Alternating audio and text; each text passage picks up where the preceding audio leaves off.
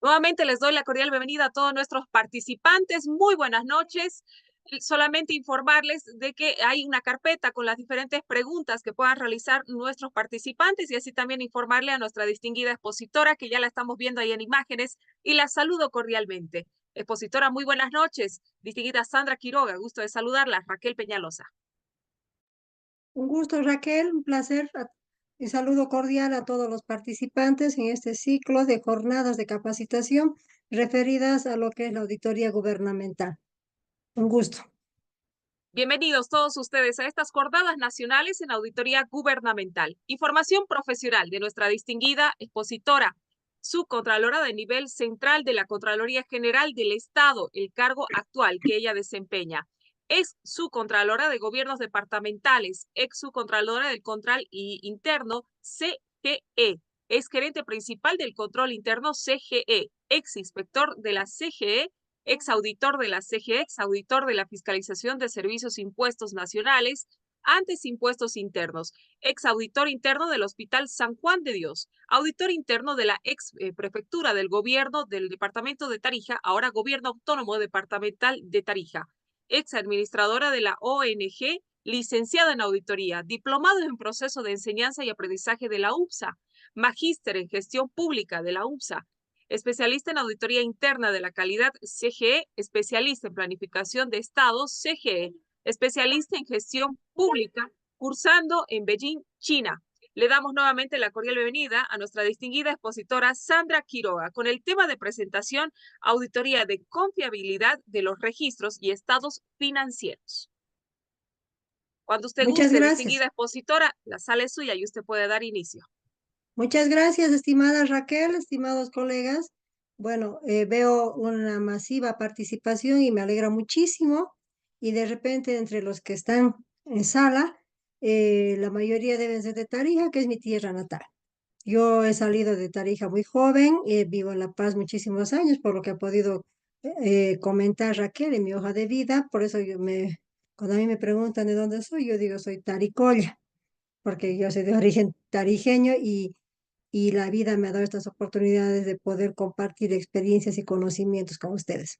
También me ha alegrado mucho ver al ingeniero Roberto Pérez, mi antecesor, compartiendo lo que es la auditoría ambiental, una auditoría muy, muy importante en estos tiempos donde tenemos que cuidar bastante la madre naturaleza. Sin perjuicio de ello, también es importante compartir con ustedes la aplicación de esta nueva norma de auditoría de confiabilidad de los registros y estados financieros. Digo nueva norma, no obstante que este tipo de auditoría ya ha estado establecido en las disposiciones legales, artículo 15 de la Ley 1178, desde el año 1990. Pero imagínense ustedes, desde el año 1990 no hemos tenido una norma que guíe, que regule la aplicación de la auditoría de confiabilidad de los registros y estados financieros por parte de los auditores internos de las entidades públicas. Efectivamente, se desarrollaba este tipo de auditoría, pero en el marco de la auditoría financiera. No se marcaba diferencia técnica, no se marcaba otro aspecto que haga, que muestre la importancia, la relevancia y la diferencia de la auditoría de confiabilidad en relación a la auditoría financiera, excepto por la denominación de los actores que ejecutaban la misma. Pero después, el año 2019, ya el ente rector de control, la Contraloría General del Estado, empieza a trabajar en comprender qué es lo que se busca con la auditoría de confiabilidad de los registros y estados financieros, cuál es el propósito y por qué la ley 1178 ha establecido como competencia exclusiva del auditor interno. Entonces, después de un gran debate, después de haber trabajado bastante en la aplicación en el desarrollo de esta norma, termina emitiéndose la misma. Normativa que ha sido aplicada ya por los auditores internos, recién 2 añitos que ha pasado, y así que estamos en todo proceso de inducción, entrenamiento para su mejor comprensión y adecuada aplicación. Voy a hacer un punteo muy rápido de los tipos de auditoría que le compete al auditor interno para mostrar la diferencia de este tipo en relación a los demás. Lo voy a hacer, como les digo, de manera bastante breve. Bueno, eh, el primer instrumento normativo que rige el rol del auditor interno, ustedes saben que es la Ley 1178. Esta Ley 1178, en su artículo 15, le da roles al auditor interno, de los cuales no puede desenmarcarse. Y uno de los roles le dice, auditor interno, tú tienes que evaluar el grado de cumplimiento y eficacia de los sistemas de administración e información gerencial, perdón, y de los instrumentos de control interno incorporados a ellos. ¿Qué significa? Empecemos a entender cuál es el propósito del auditor interno. Los auditores internos tienen un rol muy importante en la organización, que es el de contribuir a la mejora de la gestión pública. Ese es el rol del auditor interno. El auditor interno no es el abogado de la organización ni es el policía de la entidad. Es el profesional que está ahí para que a través de la aplicación de sus conocimientos y experiencia pueda advertir a la entidad en qué aspectos está fallando, qué situaciones requieren una mejora, qué aspectos requieren ser controlados, efectos de que alcance sus objetivos. Por eso es que la norma le dice, tú eres muy importante, porque depende de ti que la entidad abra los ojos y pueda establecer acciones de mejora continua. Y esta primera función o este primer rol o esta primera actividad que le da la ley, le orienta a que debe tener mucho cuidado, debe estar permanentemente controlando lo que es el funcionamiento de los sistemas de administración. Todos sabemos que hay 7 sistemas de administración que rige la gestión pública. Y entre los 7 sistemas hay también algunos que tienen relación directa con lo que es el manejo de las finanzas públicas. Por ejemplo, el sistema de presupuesto. El sistema de presupuesto que guía, que regula, que rige cómo formular el presupuesto, cómo ejecutarlo y cómo evaluarlo y controlarlo. El sistema de contabilidad integrada. El sistema de tesorería pública. Crédito público. Entonces, si ustedes se fijan, difícilmente la organización va a poder cumplir con su mandato legal o con su, o con, o con su mandato competencial si no necesita o si no dispone de recursos públicos. Todo lo que hacen las organizaciones compromete el uso de recursos públicos. Y a ello, el auditor debe estar muy atento a vigilar, controlar y recomendar que que el registro del uso de esos recursos públicos sea ampliamente confiable. Entonces, aquí yo ya les he dado unos ejemplos de la auditoría SAICO, pero que también dentro de los sistemas de administración tenemos aquellos que comprometen el uso de los recursos públicos. Otro mandato que le da la ley 78 es examinar los registros y estados financieros para determinar su pertinencia y su confiabilidad. Miren de interesante. Esta se considera la auditoría más completa que realiza el auditor interno. ¿Por qué más completa? Porque el auditor debe revisar, evaluar el registro de las operaciones que tienen efecto financiero y yo no encuentro operación que no tenga efecto financiero y sobre esas operaciones que tienen efecto financiero le diga a la máxima autoridad, tu dirección administrativa y contable financiera tiene controles adecuados, es decir, que registra sus operaciones con todas las garantías. Que si nosotros estamos dando un anticipo, se ha registrado el anticipo adecuadamente. Que si se está pagando una planilla de avance de obra es porque existen los controles de que se ha ejecutado la obra en el nivel o en el grado de avance que se establecía. Que si se está pagando la compra de algunos vehículos y etcétera, es porque han ingresado los vehículos. Si se está cobrando tributos municipales o tasas municipales, es porque hay los controles que nos garantizan que la integridad de los contribuyentes sí están honrando con esta obligación. Y además no solo eso, que están ingresando a las arcas de la entidad pública. Entonces, por eso les digo, este tipo de auditoría es un tipo de auditoría completo.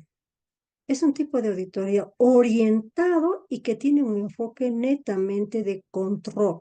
Porque si ustedes se fijan, cualquier ejemplo de operación que yo les mencione que efectúa la entidad termina afectando la ejecución presupuestaria, ya sea por el lado del ingreso o ya sea por el lado del gasto.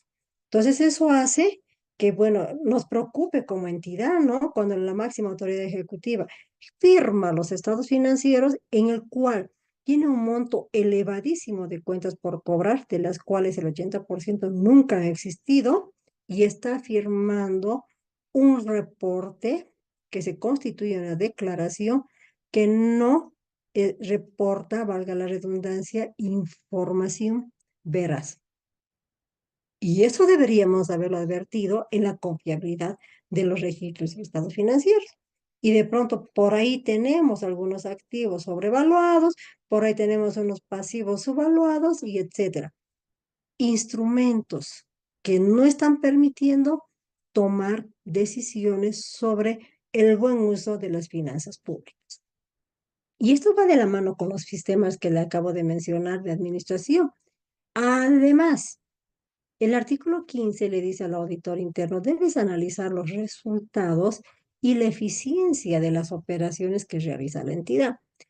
Ahí estamos hablando de la auditoría operacional.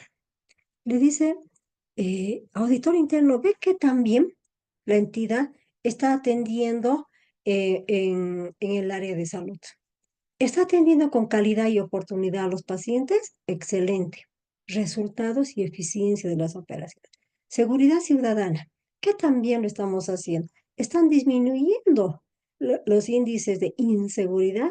Sí, maravilloso. La entidad está cumpliendo con el rol en cuanto a resultados y también probablemente es eficiente porque lo hace de la mejor manera posible. Pero estas operaciones que responden al mandato institucional implican gasto público. Y por lo tanto, como implica gasto público, que no está mal, porque para eso cabalmente se ha determinado un presupuesto para cumplir con esta obligación. Como implica un gasto público, este gasto público debe responder a la medida de los resultados de esta operación. De pronto, que este gasto público, conocido como gasto presupuestariamente, se entienda como inversión social. Inversión, porque estamos mejorando la calidad de vida de la población en el marco de nuestro mandato. Triste sería que la entidad gaste, gaste, gaste, gaste y no logre resultados. Entonces ahí sí es un gasto, un desperdicio de recursos, porque la entidad no está teniendo la capacidad de cumplir con su mandato institucional. Entonces, si ustedes se fijan, no obstante que estamos hablando de auditoría operacional, en este caso del ejemplo que les doy de operación sustantiva, compromete y obliga al auditor interno a que cuando vaya a realizar la auditoría de confiabilidad de los registros y estados financieros, esté alerta a la existencia de los controles que garanticen razonablemente el adecuado uso de los recursos para el logro de estos resultados. Pero no son esas las únicas funciones que se les encomienda a los auditores internos. También, también el artículo 33 del reglamento para el ejercicio de las atribuciones de la Contraloría señala que el auditor interno debe evaluar los contratos de inversiones o de economía y eficiencia de las operaciones. Probablemente se está refiriendo a una auditoría de cumplimiento. En la auditoría de cumplimiento que interesa al Estado, efectivamente, un pronunciamiento del auditor sobre el adecuado uso de los recursos públicos en la ejecución de un contrato X. Este contrato que se ha ejecutado tiene afectación presupuestaria, sí. ¿De dónde es alertado el auditor que probablemente ha habido un inconveniente en el cumplimiento o incumplimiento de este contrato en la auditoría de confiabilidad. Si ustedes se fijan, como que la auditoría de confiabilidad se vuelve una auditoría muy importante porque mune de información al propio auditor interno. ¿Para qué? Para que pueda empezar a programar los diferentes tipos de auditoría con propósitos específicos como el que acabo de mencionar en este momento. También el artículo 22 del reglamento para el ejercicio de las atribuciones de la Contraloría le dice al auditor interno, evalúa el sistema de control interno de la entidad. Estamos hablando de algo grande, porque cuando nos referimos al sistema de control interno, nos estamos imaginando, pensando y enfocando no solamente a actividades de control. Revise, verifique, compare. No. Cuando hablamos de un sistema de control interno, estamos hablando de un todo a partir de la perspectiva de sus cinco componentes del control interno. No podrían funcionar las actividades de control propias y específicas en ningún tipo de actividad, es decir, compare, compruebe, verifique que se está pagando el combustible conforme orden de carguío, compruebe esas actividades propias de control no llegarían a tener efecto si no estarían funcionando los cinco componentes del control interno. Fundamentalmente, yo le doy mucha importancia al ambiente de control. Es decir, cómo es el clima organizacional, cómo es el ambiente en la institución, hay controles, hay personal competente, hay personal con conocimiento, el personal ha ingresado a través de convocatoria, es personal calificado, la entidad tiene instrumentos normativos, no los tiene. Dentro de los instrumentos normativos incorpora controles, determina responsables, otorga plazos, toda esa organización de control dentro de la entidad se plasma en el sistema de control interno. Y la norma le dice al auditor, date un tiempito y haz este trabajo complejo. Porque si tú lo haces este trabajo complejo de manera independiente, vas a tener ya el conocimiento pleno de la entidad y vas a poder identificar operaciones para la auditoría de confiabilidad sobre aquellas que están altamente expuestas a operaciones de riesgo. Y si no lo haces de manera independiente, esta evaluación del control interno vas a tener que realizarlo en la auditoría de confiabilidad de los registros y estados financieros en la etapa de la planificación. Además, la norma, el reglamento de responsabilidad por la función pública, le otorga la función al auditor interno de verificar el cumplimiento del ordenamiento jurídico administrativo y otras normas legales aplicables u obligaciones contractuales. Estamos hablando de la auditoría de cumplimiento. ¿De dónde obtenemos la información para efectuar este tipo de auditoría de cumplimiento? Cabalmente de la auditoría de confiabilidad de los registros y estados financieros. Perdón. Y también la norma le dice al auditor que las normas generales de auditoría gubernamental que debe efectuar el seguimiento a la implantación de las recomendaciones de sus propios informes, así como de los informes de las firmas privadas de auditoría. ¿Qué es lo que pasa? El éxito de una auditoría, el éxito, los frutos de una auditoría no se los ve en el informe de la auditoría. Los frutos de la auditoría se los ve cuando el auditor reporta sus resultados en el seguimiento a la implantación de las recomendaciones. Sí, ahí nos podemos decir, ah, qué bien ha mejorado la entidad. Ya tiene procedimientos, ya tiene manuales, ya hay controles para el patrullaje de seguridad ciudadana, ya tenemos planes para gastar en sistema de riesgos debidamente estructurados y coordinados con la población y en lugares donde sí hay posibilidad de encontrar agua o distribuir agua, y etcétera, etcétera, etcétera. Ahí se ve el resultado. Y también, y miren que les estoy hablando también de compromisos financieros. También le dice la resolución, ustedes recordarán la 112-2022, que debe realizar el relevamiento de información al trabajo del Comité de Seguimiento de Control Interno. Ustedes mismos determinan el nivel de riesgo de sus entidades y tienen una fuente de información muy importante, que es la confiabilidad, donde ustedes ya tienen un conocimiento muy relevante sobre las debilidades o las fortalezas del control interno de las entidades. Y también, bueno, se deja abierta la posibilidad de realizar otras evaluaciones que surjan del mandato legal. Me he dado un tiempito para hacer rapidito un recuento de todas las competencias del auditor interno, porque si ustedes se fijan, todas terminan relacionándose con la auditoría de confiabilidad de los registros y estados financieros.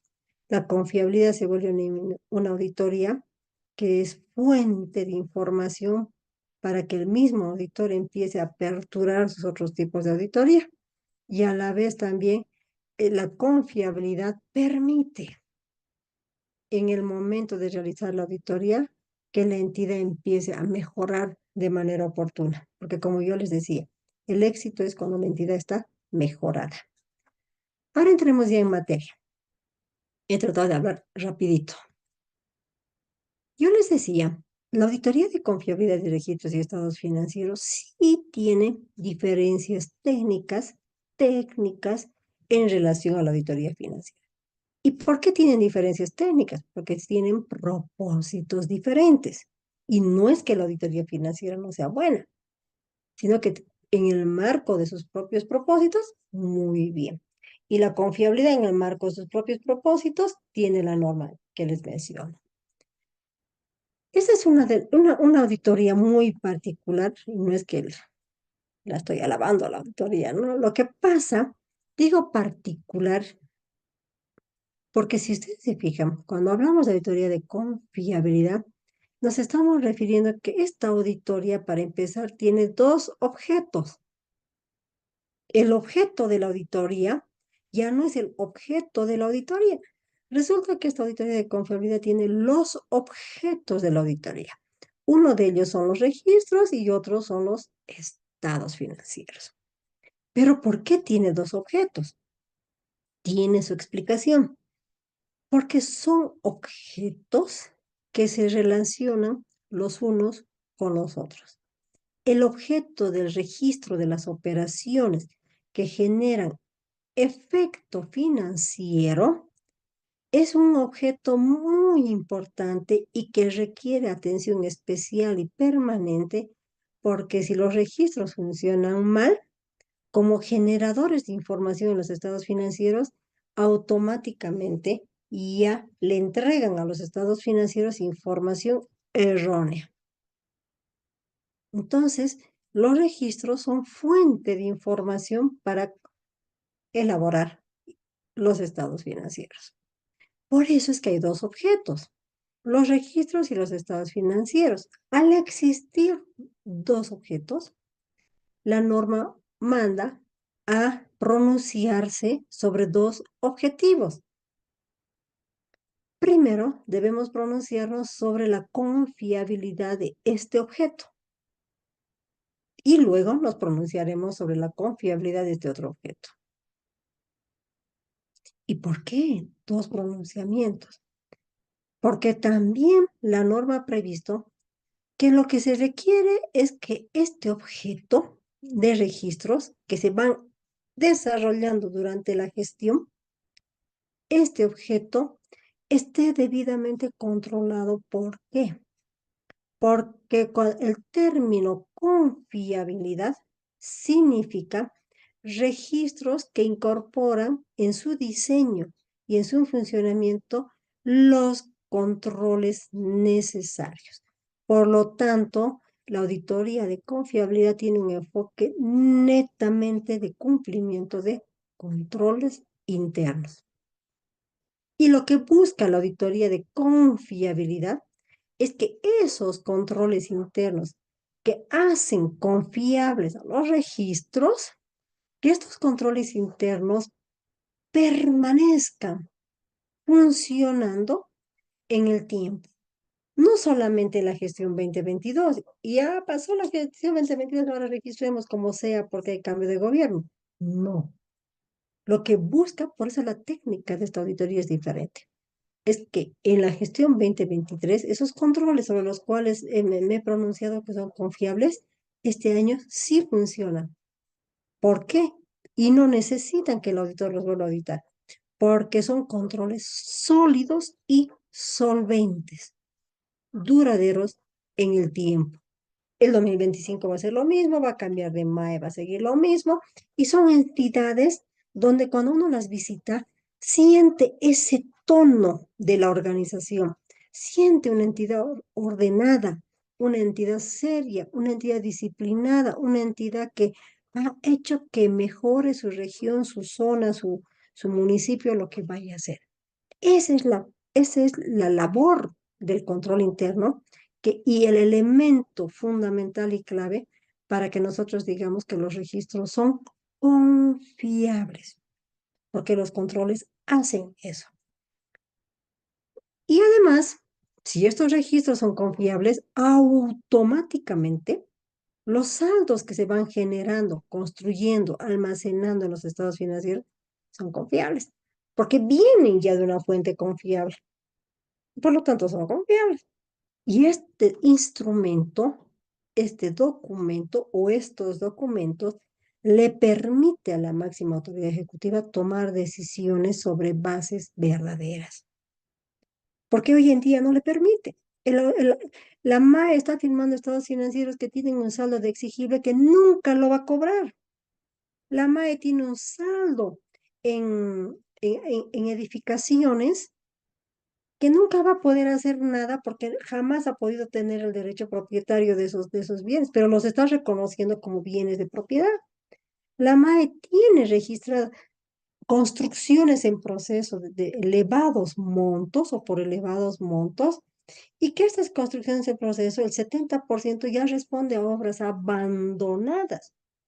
¿Cómo una obra abandonada puede entenderse que es una construcción que está en proceso o que está en curso? Pero nadie le ha dicho nada. Por lo tanto, estos saldos son completamente distorsionados. Y el control tiene que jugar un papel muy importante de señalarle eso a la MAE. Esa es la particularidad técnica de este tipo de auditoría. Además, también otra de las características de este tipo de auditoría es que ustedes miren el periodo del análisis. El periodo en registros, el auditor interno analiza las operaciones que se generan en la gestión en curso. Y costó mucho cuando se emitió la norma, porque claro, había bastante resistencia y algunos colegas decían, pero esto es control previo. ¿Yo cómo voy a auditar durante el año si toda la vida yo he esperado que la entidad llegue 31 de diciembre, me entregue estados financieros cerrados, debidamente emitidos, y yo a partir del momento que me entregaba empezaba a efectuar la auditoría financiera? Y todo lo que no estaba respaldado directamente lo calificaba y probablemente emitía opinión con salvedad o una opinión adversa. En cambio, la norma dice, ¿para qué vas a esperar fin de año?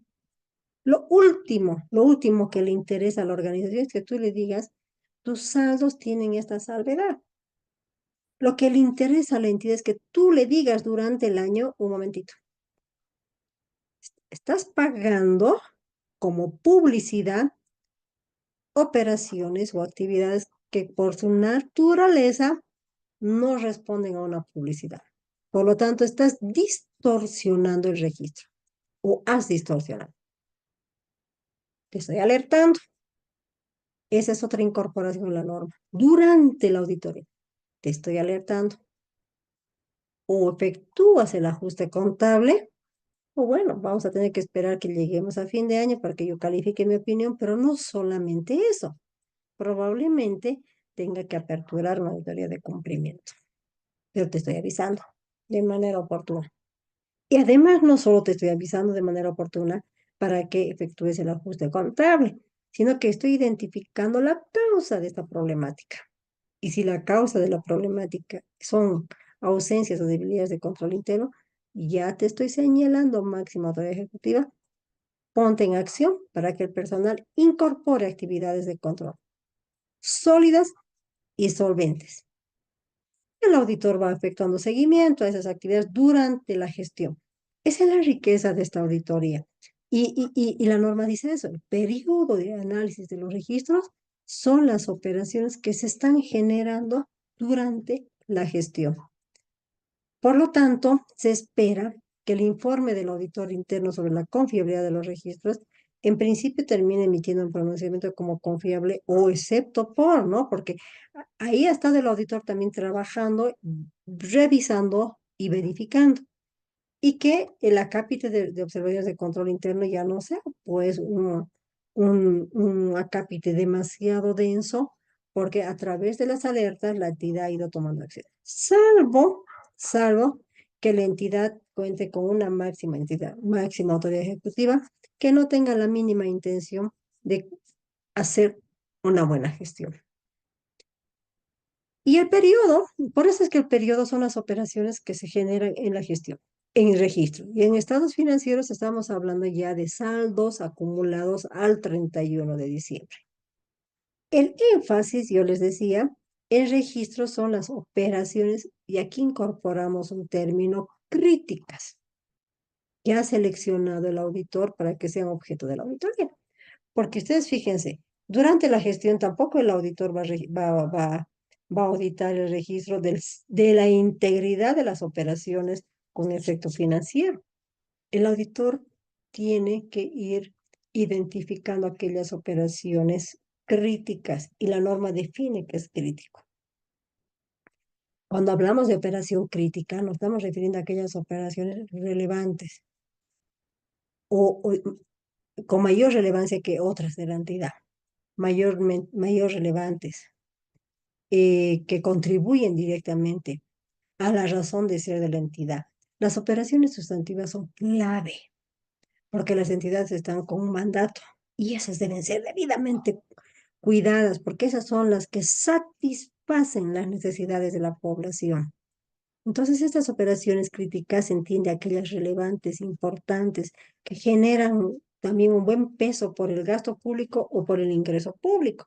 Resulta que ahora con tantos problemas económicos, las entidades han empezado a mermar sus ingresos. ¿Qué está pasando? Si nosotros vivimos también de esos ingresos, ¿por qué están mermando? ¿Qué estrategias institucionales podemos generar? Pero la MAE va a poder generar solo esas estrategias cuando el auditor sea capaz de decirle, tienes problemas en lo que es generación de recursos propios, tales recursos. Y no va a esperar a fin de año, durante el desarrollo de las operaciones. La cobertura. La cobertura, es decir, qué tanto voy a analizar en el año? ¿Me voy a abocar solamente a efectuar auditoría de confiabilidad y ya cierro la atención de otro tipo de auditorías? No. Va a depender del grado de confianza que se deposita en los controles incorporados por la entidad. Y así de bonito resulta el aporte del auditor interno. En esta auditoría de confiabilidad de los registros y estados financieros, también hay que tomar en cuenta lo siguiente. Ustedes saben que para realizar todo tipo de auditoría, tenemos que tener el objeto de la auditoría, los criterios con los cuales vamos a comparar, primerito, identificar, ¿y con qué criterios voy a comparar? Ese es el ser y los criterios es el debe hacer, ¿no ve? Debo identificar los criterios. Y además el propósito de la auditoría. ¿Por qué quiero hacer auditoría? A, a la otorgación de becas al exterior. Siempre tiene que haber una motivación. ¿Por qué? El por qué. Porque los auditores estamos para auditar, revisar problemáticas que de repente las mismas surgen por ausencias de controles. El auditor tiene que ingresar donde se le necesita. no donde no se le necesita. Entonces, en esta norma ya se han incorporado los criterios, como que hemos facilitado a los auditores, ¿no? Dice, para auditar registros, lo que debemos considerar como un criterio son las normas básicas del sistema de contabilidad integrada. Ahí ya te dice todos los principios de contabilidad, cómo debes registrar. El reglamento específico del sistema de contabilidad integrada, que la propia entidad lo ha elaborado. El manual de cuentas contables del sector público y otra normativa interna, así como externa. Pero no solamente queda ahí como criterio para emitir un pronunciamiento sobre la confiabilidad de registros. Recuerden ustedes que yo les había mencionado que la particularidad, la característica de ese tipo de auditoría es que tiene un enfoque netamente de cumplimiento de controles. Entonces, si pensamos que tiene un enfoque netamente de cumplimiento de controles, el otro criterio refiere al control interno, relacionado con el registro, que este control interno en principio esté diseñado y obviamente que esté implementado para minimizar la probabilidad de ocurrencia de eventos negativos que luego nos vaya a afectar. Diseñado. Y aquí varios colegas dicen, mi entidad no tiene diseñado, no tiene nada formalizado, pero los funcionarios son tan buenos en el área contable que no cometen errores. Y le digo que registran todo bien. Entonces tu control interno no es eficaz. Pero si no tengo observaciones, no, no es eficaz porque el diseño de los controles es clave. Las entidades tienen que tener los instrumentos normativos específicos que les digan cómo, quién, cuándo, dónde y qué respalda. Porque las personas estamos de paso. Hoy podemos estar los mejores, ¿no? Y mañana podemos ingresar aquellos que todavía tenemos inexperiencia y vamos a empezar a cometer errores y se cae la estructura del control interno. Por eso la norma expresamente ha señalado, solo tus controles van a ser eficaces cuando tengan un diseño. Perfecto. ¿Cuál es tu diseño para otorgar desayuno escolar? ¿Tienes una norma? ¿Tienes un procedimiento? ¿Cuáles son los componentes de los alimentos? ¿A cuántas unidades educativas estamos llegando? ¿Qué dice la norma? ¿En qué horarios debemos llegar a los niños? ¿Qué tipo de información nos debe entregar la empresa para poder honrar los pagos? ¿Qué garantías nos deja la empresa?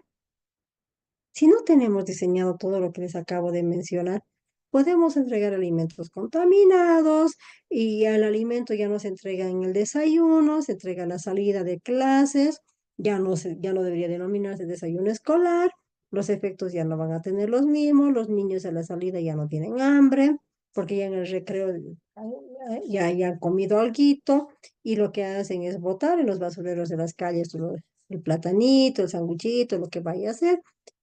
Por lo tanto, esta inversión social se está volviendo un derroche de dinero para el Estado. El control no funciona. El control no funciona. Y no estamos contribuyendo a satisfacer las necesidades de la población ni a contribuir a esta política pública, que es disminuir los niveles de desnutrición de las guaguitas en edad escolar. Entonces la norma ha previsto que ya incorpora como criterio. El control interno va a ser confiable, perdón, los registros van a ser confiables cuando los registros de las operaciones se hayan enmarcado en lo que dicen los principios de las normas básicas del sistema de contabilidad, la norma específica, pero que tenga controles diseñados fundamentalmente. Porque yo les decía a un principio, los controles tienen que ser sólidos y solventes. Mañana el auditor interno ya no va a auditar desayuno escolar porque tiene otras operaciones que cubrir su auditoría. Pero va a tener la confianza de que como en el año pasado ha visto que los controles funcionan muy bien en desayuno escolar, pero el año va a seguir funcionando igual porque cumplen las características o los requisitos de un control interno eficaz. En estados financieros también la norma prevé los criterios y dice, uno de los criterios es que la información financiera se encuentre expuesta conforme a las normas básicas del sistema de contabilidad integrada. Si tenemos un saldo, el saldo tiene que ser, pues tiene que revelar la propiedad. ¿Tengo derecho propietario del inmueble? Mm, mm. La integridad, ¿no ve? La evaluación. ¿Estas cuentas por cobrar realmente son exigibles? Y además dice la norma como criterio que cuando se advierten de desviaciones, estas desviaciones estén por encima de un nivel de significatividad aceptable. O sea, le está diciendo al auditor, ojo, tú también define un criterio, un nivel de significatividad, porque efectivamente podemos exponer saldos erróneos ya en los estados financieros. Pero estos saldos tienen que tener un nivel de significatividad, es decir, que estén por encima de ellos, porque, no, estos ya son errores crasos. Y todos aquellos que están por debajo tampoco van a contaminar el pronunciamiento del auditor porque se encuentran por debajo de los niveles de significatividad. Entonces, la auditoría de confiabilidad tiene un enfoque netamente de cumplimiento de control. Cuando hablamos de confiable, nos estamos refiriendo a controles sólidos y solventes. La entidad está muy bien controlada. Estos controles lo que están buscando es que la entidad sea capaz de gestionar sus riesgos. ¿Y qué es gestionar riesgos? Cuando hablamos de gestionar riesgos, nos estamos refiriendo a que tienen la capacidad administrativa suficiente para tomar decisiones que minimicen la probabilidad de que estos riesgos nos generen un efecto negativo. O si nos han generado un efecto negativo, inmediatamente reconducir la operación. Por eso es que este control interno lo que busca durante la gestión que estamos auditando es disminuir la probabilidad de que ocurran errores o irregularidades. Aquí hay un problema. La entidad tiene como mandato construir caminos vecinales. Perfecto. Tiene como mandato construir caminos vecinales. No obstante, no cuenta con una norma donde le oriente a la entidad o le diga qué tipo de información es la que le va a mandar a señalar cuáles son los caminos vecinales y cuáles no son los caminos vecinales, para que no esté invirtiendo donde no le compete. Entonces, el auditor probablemente advierta eso en la auditoría y inmediatamente va a alertar a la alta dirección. ¿Para qué? Para que reconduzca, incorpore controles y pueda controlar la materialización de estos registros, de estos riesgos, perdón. Pero no solamente eso, van a haber situaciones en que se le fue a la entidad. Resulta que la entidad acaba de efectuar el pago acaba de efectuar el pago del reintegro salarial del personal. Ustedes saben que después de cada 1 de mayo ya sale la disposición y dice cuánto tiene que incrementarse los salarios. Pero resulta que la entidad ya ha pagado el reintegro, el auditor verifica los cálculos que ha efectuado y se encuentra con que se ha efectuado un inadecuado cálculo y se ha pagado en demasía. ¿Qué hacemos? Emitimos ya nomás el informe con índice de responsabilidades y todos devuelvan lo que se les ha pagado en demasía. Es que esta norma no busca eso. La norma dice, lo primero que tienes que hacer, este error de cálculo ya te ha generado un efecto. Entonces, lo primero que tienes que hacer es enmendar el efecto. Alertando. Enmendar. Buscar formas de solucionar este, este pago en demasía. Pero no te quedes así. Ya estamos enmendando el efecto. Pero ya no queremos que vuelva a ocurrir en el futuro. Entonces, identifiquemos las causas. ¿Por qué has cometido este error? Poco plazo, mucho personal, eres nuevo, es una situación eventual o no solo en esta operación cometes errores, sino que viene ya arrastrándose de muchas operaciones porque el ambiente de control no es el adecuado, el personal no es competente. Entonces, como que ya la auditoría empieza a identificar las causas ¿Por qué? Porque tiene que generar acciones que disminuya la probabilidad de que en futuro este riesgo se vuelva a materializar. Por eso, si ustedes se fijan, la norma de auditoría de confiabilidad incorpora este atributo de riesgo. No ve la norma, dice, tú tienes que identificar la condición, el criterio, la causa, el efecto. Hasta ahí siempre nosotros manejábamos. Y el riesgo. Porque los controles tienen que ser sólidos y solventes durante el tiempo. Entonces ya llega la etapa de la planificación de la auditoría de confiabilidad de los registros y estados financieros y la norma prevé 3 momentos de planificación. Y ustedes dirán, pero realmente esta norma como que nos saca de contexto, ¿no? ¿Por qué 3 momentos? ¿Acaso la planificación no se la realiza antes de la ejecución, antes de la ejecución de la auditoría, es decir, en la etapa inicial? Sí, pero ocurre que como esta norma o este tipo de auditoría ya ha nacido con particularidades, tenemos 2 objetos y además tenemos momentos de efectuar la auditoría. Respecto al primer objeto, lo auditamos conforme se va dando. Y a raíz de ello es que la norma dice, la planificación de la auditoría se la va construyendo en 3 momentos. El primer momento es la planificación general. Es decir, la planificación que conocemos en todo tipo de auditoría, donde lo que estamos haciendo es conocer las operaciones, las actividades con efecto financiero, ¿a efectos de qué? De identificar aquellas operaciones que sí van a ser objeto de esta auditoría en la presente gestión. Pero también vamos a identificar otras operaciones que por el tema de tamaño de la UAI, tiempo, etcétera, no lo vamos a poder analizar en esta gestión. Entonces tenemos que hacer una rotación de énfasis. Aquí también hay operaciones muy interesantes, muy importantes, pero estoy priorizando las críticas y el resto, o las altamente críticas, y el resto las vamos a llevar para auditar en los siguientes periodos del periodo estratégico de la entidad.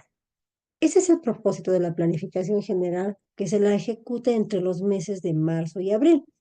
Es decir, ahora estamos en el año 2024 y el auditor interno en marzo y abril del 2024 ya ha efectuado esta planificación general y ha identificado sus operaciones críticas de la gestión 2024. Entonces, en mayo, el auditor ya ha empezado a ejecutar la planificación específica respecto al primer objeto, que son los registros. ¿Por qué respeto al primer objeto? Porque el primer objeto es el que se está yendo ya ejecutando en la presente gestión. Y la norma dice, tras se vaya ejecutando la operación, depende de tu estrategia, tienes que ir tú verificando si los controles funcionan, si se ha pagado, si se ha cobrado conforme a norma vigente, etcétera. Y si no, alertar si están funcionando los controles clave que has identificado. Mi operación crítica para este año ha sido seguridad ciudadana. Perfecto, el programa de seguridad ciudadana. ¿Y qué comprende el programa de seguridad ciudadana? Comprende adquisición de activos, gastos de combustibles, refrigerios, capacitación y toda la estructura de gastos del programa de seguridad ciudadana. Eso lo estoy identificando y analizando ya en la planificación específica de registros, porque en la planificación general he identificado seguridad ciudadana como operación crítica. Entonces, solo en la planificación específica analizo aquellas operaciones críticas. Para seguridad ciudadana, tenemos manuales, reglamentos, procedimientos. ¿Cómo inicia este quehacer de seguridad ciudadana? ¿Dónde inicia? ¿Qué unidades participan? ¿Qué grado de participación tiene? ¿Dónde se empieza a generar la afectación presupuestaria? Sea por el lado del ingreso o sea por el lado del gasto. Como estamos en auditoría de confiabilidad de información financiera, el enfoque del auditor interno se circunscribe en el análisis de los controles clave y puntos fuertes solamente de los hitos de esta operación crítica, de los hitos que generan afectación financiera. Solamente en esos hitos. Pero el auditor dice, pero resulta, no, yo quiero revisar los procesos de contratación. Mi entidad este año ha hecho muchos procesos de contratación e incluso por excepción. ¿Para qué? El proceso de contratación como tal genera o ha generado efecto financiero. No. Entonces ahí el auditor tiene que ser muy hábil para no desviar su atención donde no le compete en este tipo de auditoría. Al auditor lo que le interesa es focalizar su atención sobre aquellas actividades o aquellos momentos que sí le están generando una afectación financiera, ya sea por el lado del ingreso o sea por el lado del gasto. Si los controles en esos hitos funcionan. ¿Por qué hemos pagado una orden de avance, una planilla de avance, si el técnico no ha emitido su informe? Sí, pero el supervisor sí, y el fiscal de la obra también. Sí, pero hay un técnico que estaba a cargo de esa obra. Y la norma dice que ese técnico más debería haber emitido su pronunciamiento, su informe sobre el avance físico. ¿Por qué estamos pagando?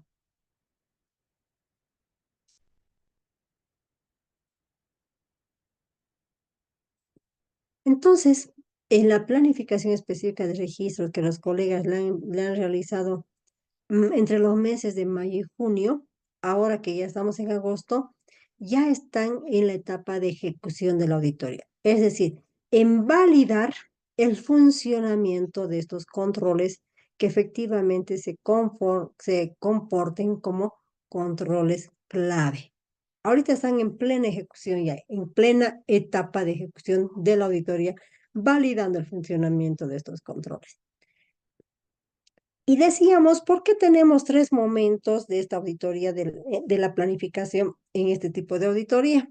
Lo que pasa es que no podemos descuidar el otro objeto de la auditoría. Nos falta los estados financieros. Para ello, la norma que dice, ahora tienes que hacer la planificación específica del análisis de los estados financieros. ¿Y cuándo voy a tener estados financieros? A partir de gestión concluida. Gestión concluida 31 de diciembre. Ah, ya. Entonces el 1 de enero yo ya tengo que tener mis estados financieros preliminares. Preliminares en el que se supone se han registrado todas las operaciones desarrolladas en el año y con efecto financiero. Y ya que nos quedan los meses de enero y febrero como entidad para efectuar los ajustes contables. Y al final ya vamos a tener los estados definitivos. Entonces la norma dice, a partir de ahí tienes que planificar ya el enfoque que le vas a dar a tu evaluación sobre la confiabilidad de los saldos de estos estados financieros. Hablábamos de operación crítica y les decía que es la operación más relevante, más importante, etcétera. Cuando hablamos de operación crítica, la norma dice que el auditor puede considerar, entre otros, los siguientes. Las operaciones físicas de mayor relevancia que han sido previstas en el POA de la presente gestión por parte de la entidad. Probablemente mi entidad para este año ha previsto la construcción de un hospital. Estamos hablando de una inversión muy fuerte, pero esta construcción de un hospital tiene relación con su razón de ser de la organización y además está en el POA de la entidad. Entonces el auditor, su fuente de información, POA de la entidad, le muestra que esta es una operación física de mayor relevancia y hace su relación con su afectación presupuestaria y dice, sí, sí. Pero no solamente porque es una operación, una construcción aislada, eso hay que tomar en cuenta. No porque sea una actividad o una operación aislada, sino porque responde a la razón de ser de la entidad. Por ejemplo, hay instituciones cuya razón de ser es construir hospitales para entregar a los municipios. Ahí sí es una operación recurrente, que yo necesito controlarla hoy, mañana y pasado. Hay otras instituciones que tienen la función de dotar de equipos médicos a la entidad. Es su razón de ser, entonces hoy, mañana y siempre lo voy a hacer y necesito controlar. Pero si aquí encuentro como entidad una construcción aislada, resulta que mi entidad hoy ha decidido construir para la gestión 2024 un bloque al edificio principal de la entidad. Esa no es una operación sustantiva. Eso tenemos que diferenciar muy bien. Y además que este bloque que estamos construyendo para mi entidad, esta gestión, no es una operación recurrente que venga de un mandato, sino que estamos construyendo de una necesidad de la propia organización. Por lo tanto, no necesitaremos identificarla como operación física o como operación crítica para ser objeto de análisis y registro. No olviden que el objeto de análisis de registro son objetos que refieren a actividades, perdón, u operaciones sustantivas, pero recurrentes, que responden a la razón de ser. Por eso nos interesa, porque los controles tienen que funcionar hoy, mañana, pasado y hasta cuando corresponda. En cambio, esta construcción, pero sí me interesa porque me está generando mucha inversión. Sí, no es que no la vamos a ver. Vamos a ver la construcción de este hospital, que no es operación crítica, lo vamos a ver cuando vayamos a analizar estados financieros. Es decir, que no tienen por qué preocuparse porque por un lado o por otro lado, igual vamos a terminar analizando esta inversión. Pero ahí tienen que tener mucho cuidado. Como les digo, si fuera como el ejemplo que les doy, hay que verlo en estados financieros. Y la norma dice también, entre otros, puedes considerar aquellas operaciones financieras de mayor significancia o de mayor riesgo. Es decir, cuando estamos hablando de operaciones financieras, estamos hablando probablemente directamente de gasto público o de ingreso público como operación crítica. Muchos colegas dicen, en mi entidad tenemos un fuerte gasto en personal eventual. Y este fuerte gasto de personal eventual muchas veces no lo tenemos identificado a qué programas van. Y además tenemos siempre problemas porque es difícil controlar este gasto. Ítems fantasmas, personal que no cumple probablemente un perfil, etcétera, ¿no? Lo voy a tomar como, lo voy a considerar operación crítica. ¿Es permitido? Sí, es permitido. Entonces, a lo que les estoy orientando es que la norma no cierra a que solo debes identificar y seleccionar las operaciones que están en el POA. Te da también la opción de ver estas otras, que por la experiencia de auditor tú sabes que estas operaciones sí tienen riesgos y que no ha sido mejorada y que necesita la operación seguir siendo controlada. Y también aquellas operaciones no recurrentes o de ocurrencia no habitual. Ustedes saben que cuando las entidades encaran algo nuevo, como que se vuelve, ¿no? Bastante expuesto a un riesgo. Y se vuelve bastante expuesto a un riesgo porque, como tal, ¿no? En lo nuevo cuesta adaptarse, cuesta incorporar controles, etcétera. Entonces, se les aconseja a los colegas que cuando encuentren este tipo de operaciones, sí vean la posibilidad de identificarlas como operaciones críticas. Entonces, le decía que en la planificación general se han identificado las operaciones críticas y también se efectúa la rotación del énfasis. Es decir, probablemente no solamente hemos encontrado operaciones críticas, también van a existir otras operaciones que requieren ser auditadas, como por ejemplo, han habido operaciones que no hemos auditado nunca, de muchos años, nunca nos hemos preocupado por auditar el servicio de publicidad adquirido. Pero ahora está creciendo mucho mi gasto de publicidad y estoy preocupada. Ah, ¿puedes auditar? Sí, puedes auditar. Ahora, podrán haber operaciones que, que sí hemos auditado todos los años, pero no mejoran. ¿Y por qué no mejoran? O porque no hemos identificado adecuadamente las causas, o porque hay presiones sociales que no le permiten a la entidad tomar decisiones, no lo sabemos, pero hay la necesidad. Y ahí podemos apoyarnos en el ejemplo que les acabo de dar del personal eventual. Toda la vida observo personal eventual y nunca mejora. Vas a tener que seguir observando hasta que encuentres la verdadera causa o el motivo por el cual no estamos pudiendo controlar este gasto de personal eventual. Situaciones recurrentes que requieren ser auditadas. Efectivamente, probablemente existan operaciones que son recurrentes, pero por el tema del interés social, interés político, y está a la mira de todos, requiere permanentemente ser auditado para dar esa satisfacción y esa tranquilidad del buen uso de los recursos públicos, si el auditor puede auditar o incorporarla como una actividad para auditar dentro de la confiabilidad de los registros. Ahora ya estamos en el segundo momento de la planificación, que estamos refiriéndonos al análisis de los registros.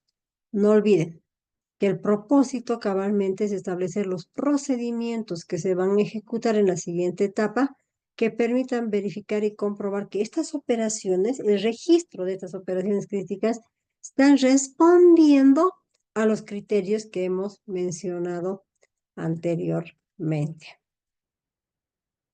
Y como les decía, que es una auditoría de enfoque netamente de cumplimiento de controles,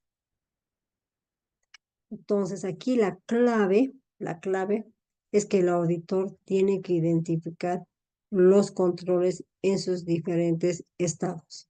Los controles clave, los puntos fuertes y los puntos débiles del registro de estas operaciones, pero del registro con efecto financiero. A eso estamos hablando.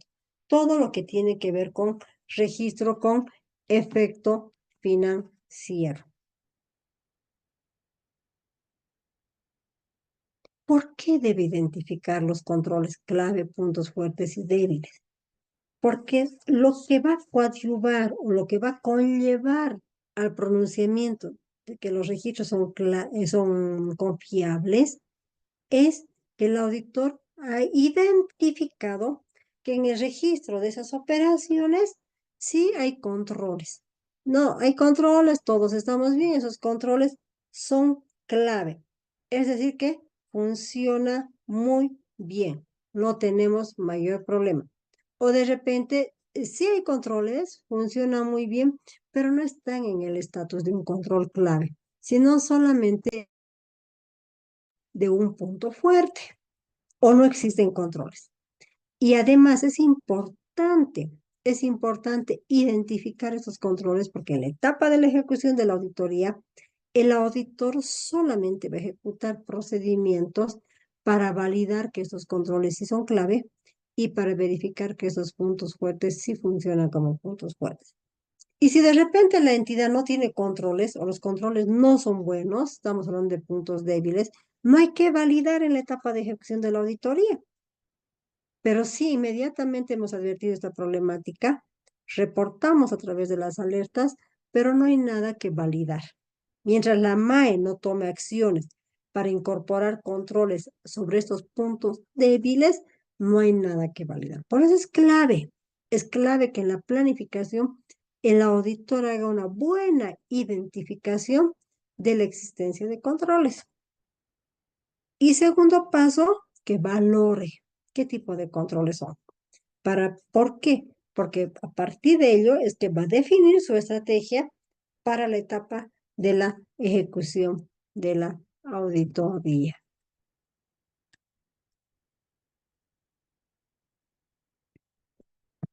Hemos dicho que esta auditoría tiene un enfoque netamente de cumplimiento de controles. Y cuando hablamos que esta auditoría tiene un enfoque netamente de cumplimiento de controles, antes de enfatizar en la validación del buen funcionamiento de los controles propios para otorgar el desayuno escolar, para patrullar en seguridad ciudadana, etcétera, el primero que debe hacer el auditor es ver cómo funcionan los controles en esa área o unidad organizacional responsable del registro de las operaciones con efecto financiero. Entonces, estamos hablando de la DAF. Nuestra área o unidad organizacional en este tipo de auditoría es la DAF, la Dirección Financiera, o como la vayan a denominar en la entidad. Pero esa es nuestra área o unidad sobre la cual nosotros tenemos que ver cómo funcionan los controles. Pero no estoy hablando de actividades de control, estoy hablando del sistema de control interno en esa área. Esa área tiene una estructura adecuada al tamaño de las operaciones de la entidad.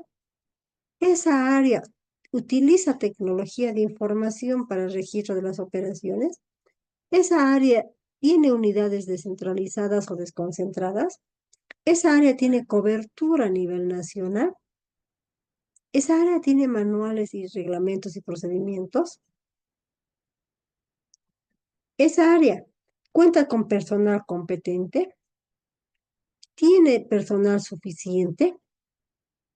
El personal tiene experiencia en el manejo de los sistemas contables, etcétera. Entonces estamos viendo cuán vulnerable es el área administrativa financiera, porque si es altamente vulnerable a que se cometan errores o irregularidades, entonces estamos en un gran problema. La operación que hemos seleccionado no cuenta con controles clave, porque una característica del control clave es que el ambiente de control funcione a la talla de lo que se le necesita. Y lo que acabo yo de mencionar es como interrogantes, sí son temas que hacen al ambiente de control. Entonces, por ahí deberíamos empezar. No, es que es una DAP que es un desastre, ya, no hay ambiente de control. Listo. Por lo tanto, cuando vaya a identificar el flujo del proceso de la operación, porque les dije, vamos a identificar cómo fluye el proceso y nos vamos a detener en aquellas etapas o hitos donde ya empieza a activarse el registro con efecto financiero. Ahí vamos a identificar la existencia de controles en diseño y funcionamiento. Pero ya estamos conscientes de que esos controles que vayamos a encontrar en ese flujo no los vamos a reconocer como controles clave, porque el ambiente de control no permite eso. Y no está mal. No es que con eso vamos a dejar de efectuar la auditoría. Más bien, ahí es donde nosotros tenemos que empezar a alertar inmediatamente a la MAE que su DAF no es una DAF sólida, solvente y fortalecida para poder darnos una garantía razonable que el registro de las operaciones es confiable. Pero sí vamos a identificar puntos fuertes, porque yo les decía, los controles tienen tres estatus. O son controles clave, o son puntos fuertes, o son puntos débiles. ¿Y a qué referimos puntos fuertes? Cuando referimos a puntos fuertes, es decir, que la operación, cualquiera que sea la operación, tiene incorporadas dentro de su normativa y de su diario realizar acciones positivas de control relacionadas con los objetivos de la auditoría. Acciones positivas. ¿Y cuáles son esas acciones positivas de control? La misma norma en el numeral 312 las ha mencionado de manera muy específica y explícita. Las acciones de control tienen que relacionarse con el registro de operaciones que sean de competencia de la entidad. Nosotros hemos programado, está en el POA, efectuar un proyecto para la comunidad X. Un momentito. El control interno nos está diciendo que esa comunidad no es competencia nuestra. Ay, ya, ya, ya. Entonces, funciona muy bien esta acción de control. Es una acción positiva porque antes de dar el paso ya de construir el proyecto, nos está diciendo la acción de control, ese proyecto, esa área no es competencia tuya como entidad. Ah, excelente. Acciones positivas, acciones de control que nos permita autorizar el registro de un pago. Para autorizar el pago de la compra de vehículos, ¿qué controles se han activado previo a autorizar el pago? ¿Quién, qué instancia, qué área, qué unidad organizacional nos está dando un informe en el que dice que se han recibido los vehículos, tal cual los términos convenidos, y que esos vehículos sí han ingresado a custodia de la entidad? Entonces, autorización, controles que nos diga que estamos pagando con exactitud, conforme convenio hemos quedado, o contrato, o lo que vaya a ser, que la operación se esté realizando de manera oportuna. Se está invirtiendo en vacunar contra la influenza a la población. ¿En qué momento se vacuna contra la influenza? Tenemos entendido que la gripe de la influenza es una gripe estacionaria que viene en invierno. Por lo tanto, el registro debe garantizar que el ingreso, el pago, la compra, etcétera, de estas vacunas sea pues antes que venga el invierno y que todos terminemos con gripe, ¿no? Y así, la norma 312 ya señala cuáles son estas acciones necesarias que no deben faltar en el registro de las operaciones. Solo que la entidad tiene que volverlas positivas, tiene que hacer que funcionen, que estén diseñadas y que funcionen. Ese es un punto fuerte. Cuando estas acciones de control de esa operación crítica está diseñada y funciona.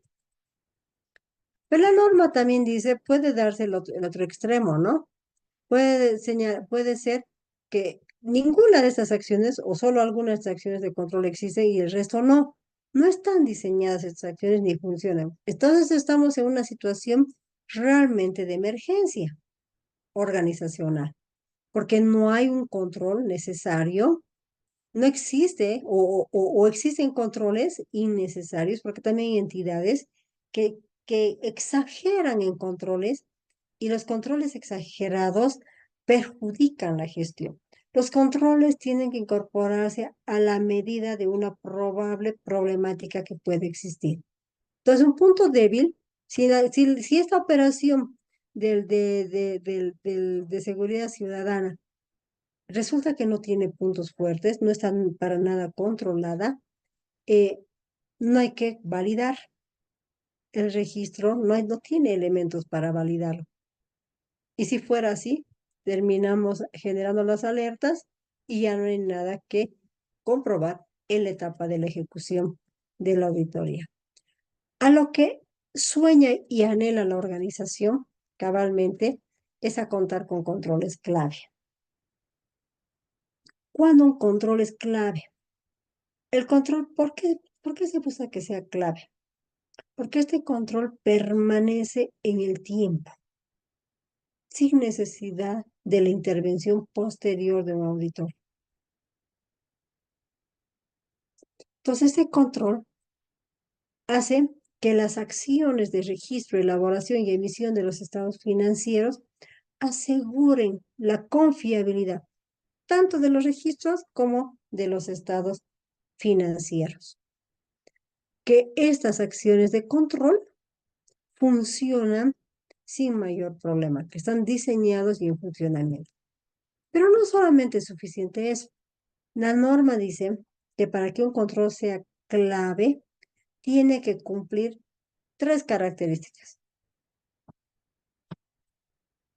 Debe validar alguna o varias acciones de control identificadas como puntos fuertes. Es decir, aquí está un punto fuerte. Es decir,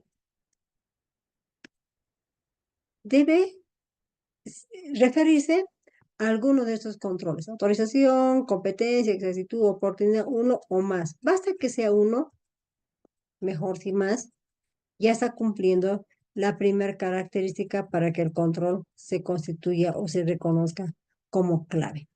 Pero no es suficiente. La norma dice que este control no debe ser vulnerable al ambiente de control. ahí ya empezamos con problemas. Sí es vulnerable, porque resulta que vienen instrucciones desde dirección superior o desde donde sea, donde nos dice, usted me paga esta planilla de avance y me paga. Pero es que nosotros no hemos recibido información sobre el avance físico, usted me paga. Entonces ya no hay un ambiente de control que le dé esa confianza al control. Está completamente vulnerable. Ya no es clave. Puede sí seguir siendo un punto fuerte porque hay el control, pero ese control depende de la injerencia y puede en algún momento fallar. Pero permanente en el tiempo ya no es, porque hay esa vulnerabilidad. Y además, la norma dice que el control va a ser clave si es que resulta eficiente su comprobación y funcionamiento. Es decir, que ustedes como auditores puedan, sin mayor complicación, ver cómo funciona el control, que no es complejo y que sí puede probarse su funcionamiento. Entonces, como tiene un enfoque netamente de cumplimiento de controles, la auditoría de confiabilidad, pero ¿por qué? Ahí está la característica. Porque esta auditoría lo que busca es que en el tiempo, en el tiempo, se pueda tener confianza sobre el adecuado registro de las operaciones. Y entramos a la etapa de comunicación de resultados de la auditoría. Hemos hablado que tenemos dos objetivos, tenemos dos periodos, tenemos dos todo. E incluso como auditamos en dos momentos diferentes, la norma manda también emitir dos informes. El primer informe que es sobre el pronunciamiento de la confiabilidad de los registros. Es el primer informe. Pronunciamiento sobre la confiabilidad de los registros que hemos ido auditando en la gestión fiscal y este informe de pronunciamiento se emiten dentro de los 10 días hábiles siguientes de concluida la gestión. Es decir, la gestión concluye el 31 de diciembre y a partir de ello que se cuentan los 10 días hábiles siguientes es el plazo para emitir este informe. Este informe lo emite el auditor interno de manera muy oportuna, por eso es ese plazo. ¿Por qué?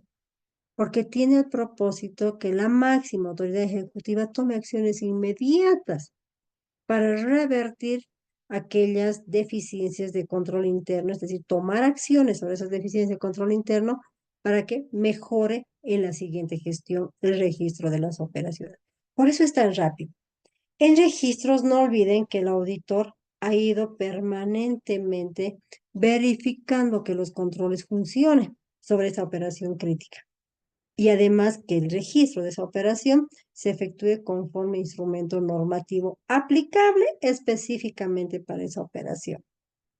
Pero al haber advertido algunas situaciones, algunos errores, algunas circunstancias que a veces nos va de la mano, el auditor ha empezado a generar alertas. ¿Para qué? Para que la dirección administrativa tome acciones de manera inmediata. Ya llegando al final de la gestión, el auditor ha hecho ya un recuento y un seguimiento a sus alertas y si todas las alertas se han implantado, la MAE ha tomado acciones, bueno, el informe va a terminar con un pronunciamiento confiable y ya no va a tener deficiencias de control interno, que eso es lo que deberíamos anhelar. Todos en conjunto, no solo el auditor, porque si la MAE no tiene interés, ¿de qué serviría, no?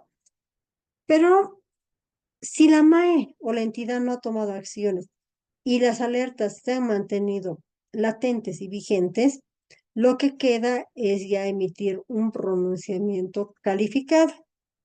Va a depender del nivel de significatividad de las deficiencias que ahorita les voy a mostrar para emitir un pronunciamiento sobre el grado de confiabilidad. Y si no fuera confiable, entonces el auditor reporta las causas, las deficiencias de control interno en acápite separado. Inmediatamente, como les digo, dentro de los 10 días siguientes se comunica a la MAE para que la MAE inmediatamente instruya, se tomen acciones y se reoriente, se mejore la operación. Ese es el propósito de la inmediatez en la emisión del informe. Este informe se remite en ese momento a la MAE. La MAE dirá sí acepto, estoy de acuerdo y voy a comprometerme con un cronograma. También se le remite a la máxima autoridad si la entidad depende de una autoridad colegiada o si tiene un tutor, se les remite porque son entidades, tanto la colegiada como el tutor, que tienen responsabilidad también sobre la entidad en cuanto a los resultados. Ahí queda por el momento ese informe. Ahí. Luego, luego, ya cuando llega el momento de emitir los estados financieros, se emite el informe de pronunciamiento sobre la confiabilidad de los estados financieros. Es decir, ya estamos hablando del otro objeto. ¿Quién establece el plazo del otro objeto? Generalmente se lo establece en la ley financiera y el Ministerio de Economía. Y también ya muchos años que lo señala hasta el 28 de febrero de cada año. Este informe que se emite hasta el 28 de febrero de cada año, se lo remite, ahí sí, se lo remite primero a la MAE. Se remite a la MAE, se remite a la Dirección de Contabilidad Fiscal en los medios y condiciones que establece el ente rector del sistema de contabilidad integrada y se remite a las instancias que corresponden, que dice el artículo 15, es decir, a la máxima autoridad colegiada y a la máxima autoridad del ente tutor, y se remite a la Contraloría, pero ahora de manera conjunta con este otro informe. Porque si ustedes se fijan, este primer informe, cuando se ha emitido dentro de los primeros 10 días del año siguiente de la gestión auditada, no se ha remitido a la Contraloría, pero tenía razón de ser. Quien necesitaba este informe era la máxima autoridad para tomar acciones de mejora. Entonces, pero como no se lo ha remitido a la Contraloría, de manera conjunta, ambos informes se remiten cuando son emitidos. Eh, Tal cual dice la norma en curso. Ahora veamos,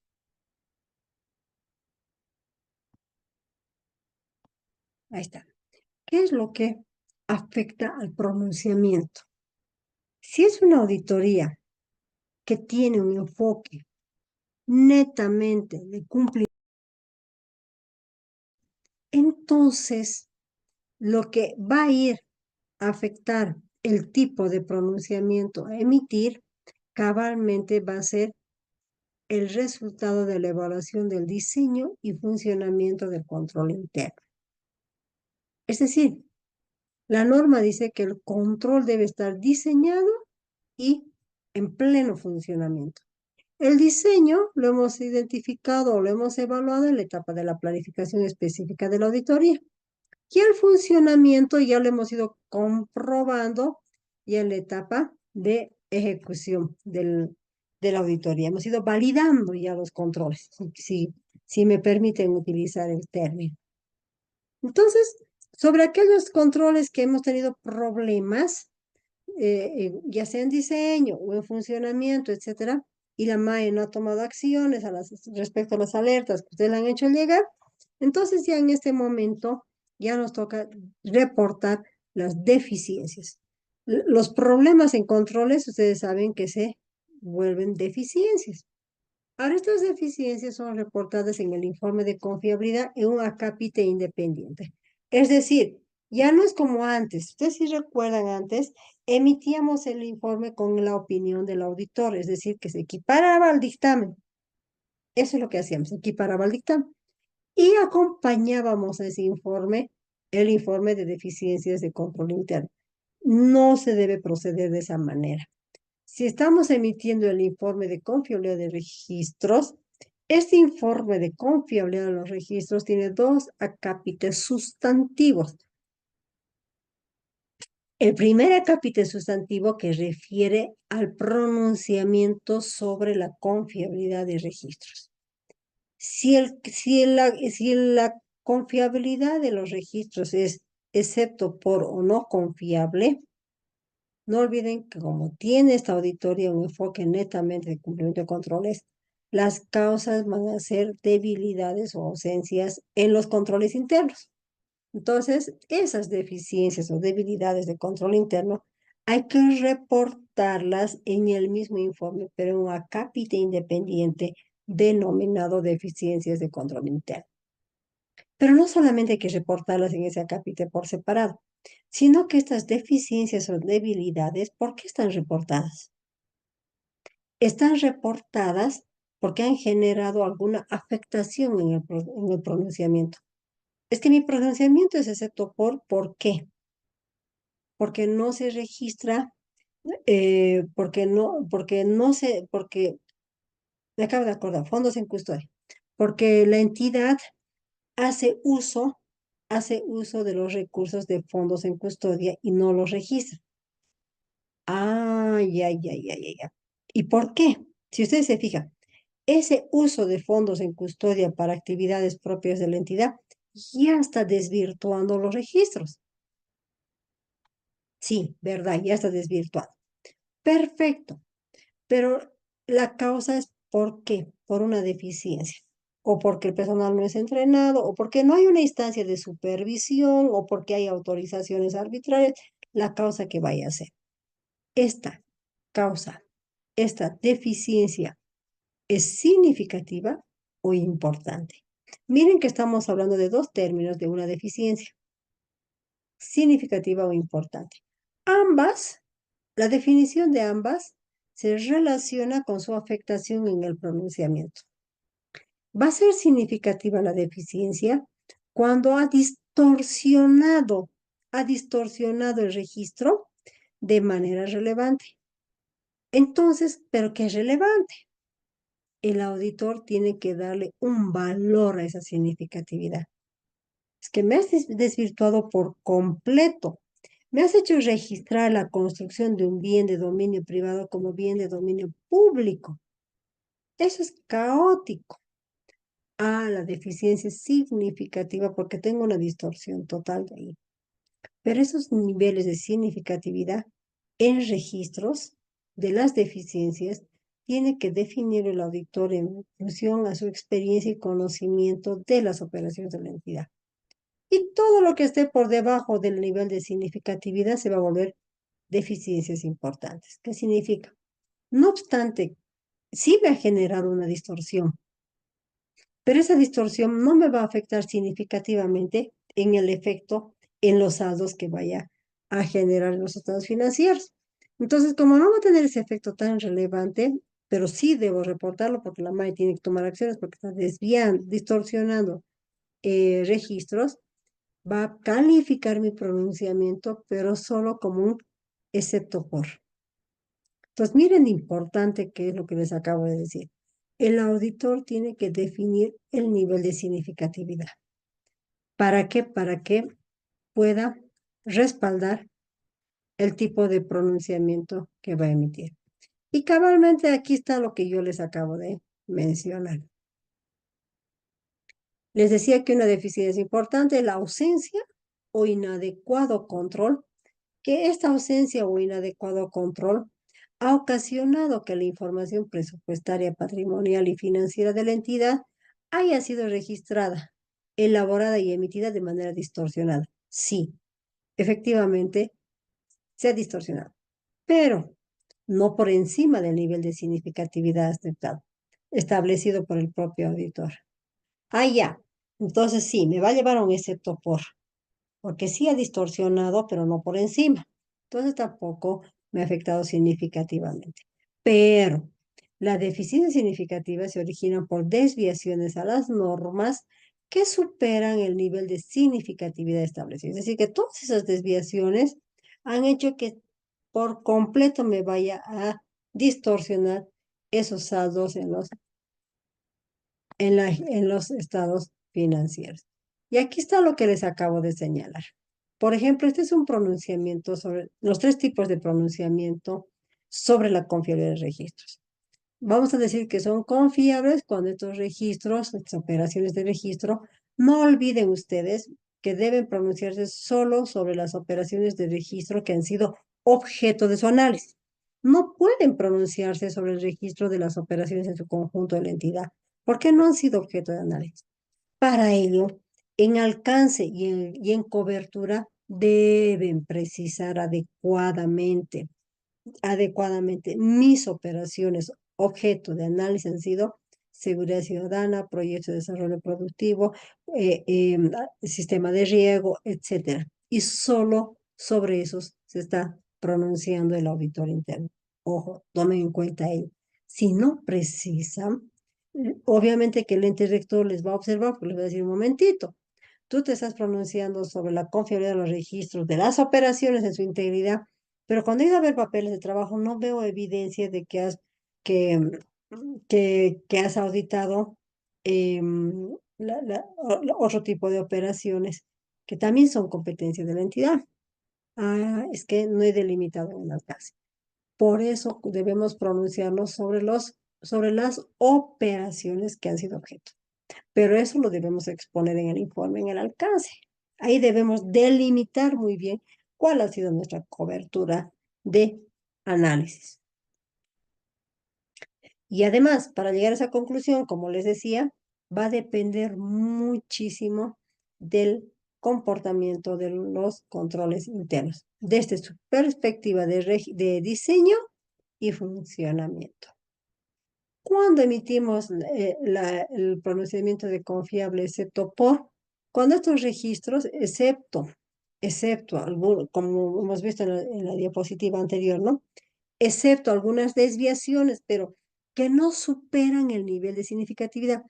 Tienen que determinar ustedes el nivel de significatividad, porque si no lo determinan, queda como un elemento subjetivo.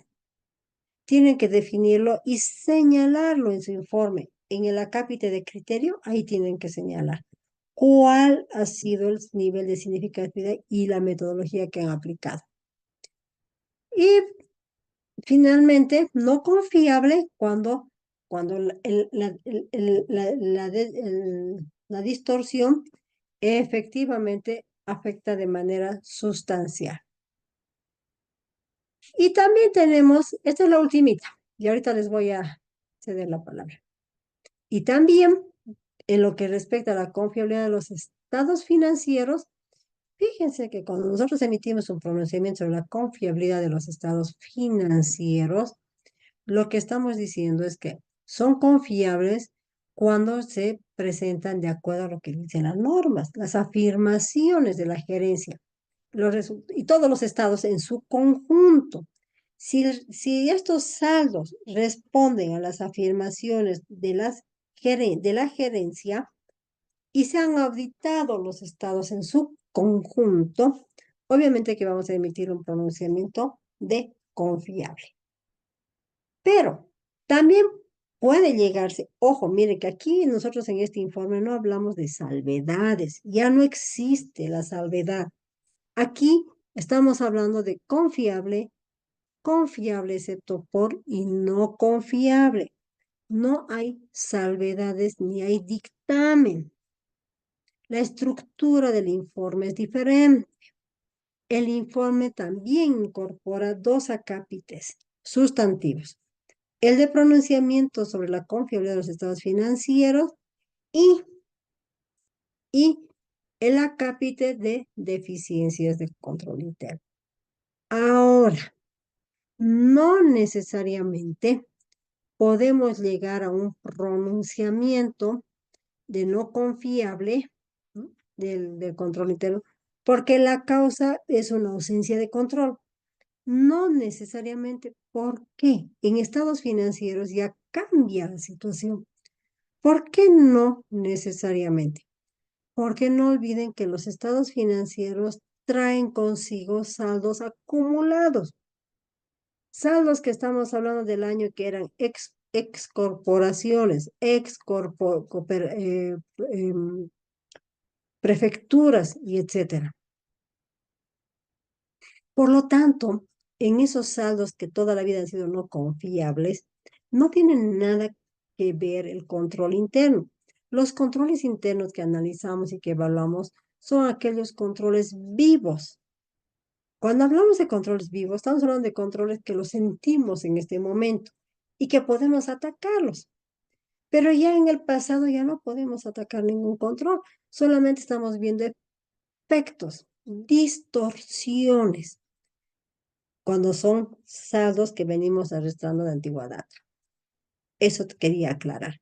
Entonces, va a ser confiable excepto por estos estados financieros cuando las desviaciones a las normas básicas del sistema de contabilidad emitidas por el órgano rector no afectan de manera sustancial la presentación confiable de los estados financieros en su conjunto. Pero como ha habido desviaciones, la norma dice, pero tales desviaciones sí son significativas con relación a los niveles de significatividad que ha determinado el auditor interno. Y miren lo que dice la norma. Si las desviaciones a la normativa mencionada en párrafo precedente surgen por ausencia o debilidad del control interno, estas se deberán alertar por escrito a la MAE y para que tome las acciones que correspondan. ¿Qué es lo que está diciendo?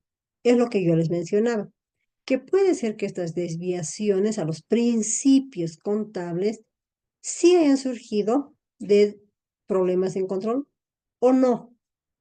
Por eso dice sí las desviaciones. Lo deja como optativo. Y lo último son la opinión no confiable cuando los estados financieros realmente las deficiencias, las desviaciones que se han encontrado superan sustancialmente el nivel de significatividad en la presentación confiable de los estados financieros de su conjunto. Y repite, si esta situación ha llegado debido a debilidades en el control interno, entonces sí hay que avisarle a la MAE para que tome acciones. ¿Dónde le avisamos? Le avisamos en el acápite siguiente de nuestro pronunciamiento, donde reportamos las deficiencias. Entonces, lo que quiero decir que no necesariamente en estados financieros la causa sea por deficiencias, pero en registros sí o sí las causas son por deficiencias del control interno. Hasta aquí terminamos la presentación y estoy presta a escucharles, estimados colegas. Distinguida expositora, bueno, vamos a responder alguna de las consultas. Si me permite, por favor, vamos a leer. Dice Giovanna Romero. Buenas noches.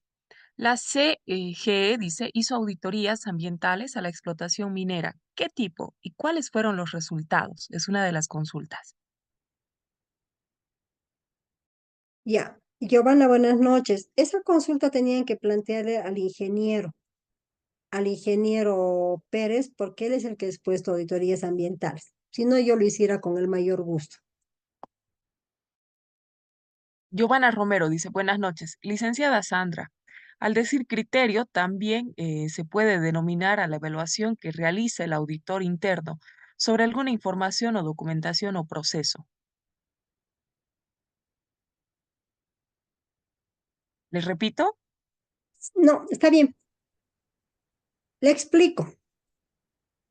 ¿Qué es criterio en auditoría? En cualquier tipo de auditoría, Lice. En auditoría, el criterio es la norma o el documento en el que señala cómo deberían haberse realizado las cosas.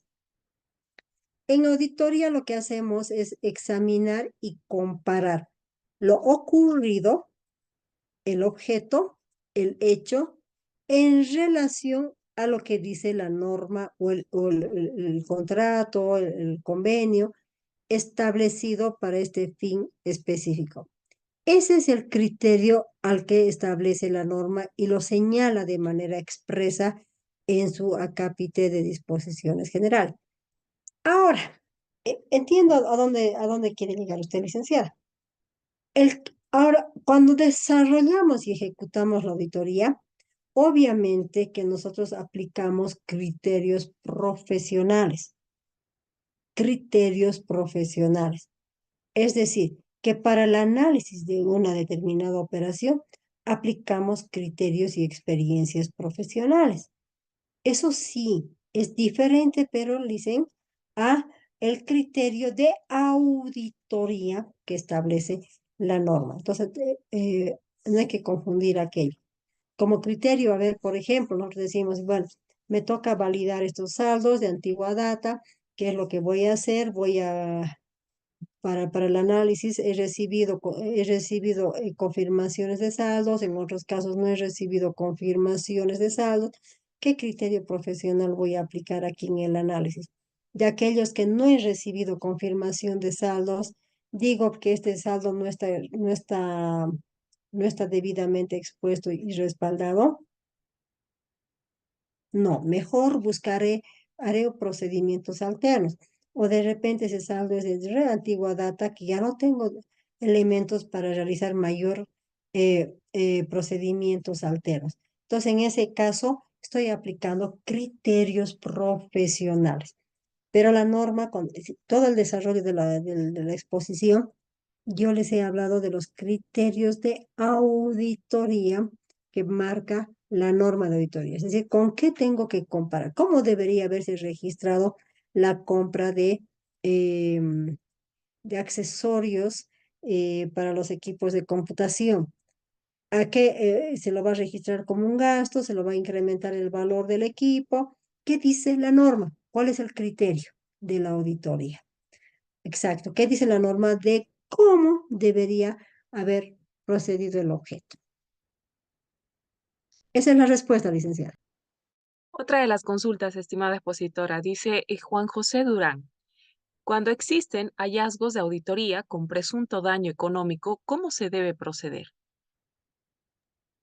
Muchas gracias. Y mire que se me ha ido a explicar eso. Durante la ejecución de la auditoría de la confiabilidad, podemos identificar operaciones que conllevan a indicios de responsabilidad. No importa cuál es el tipo de índice de responsabilidad.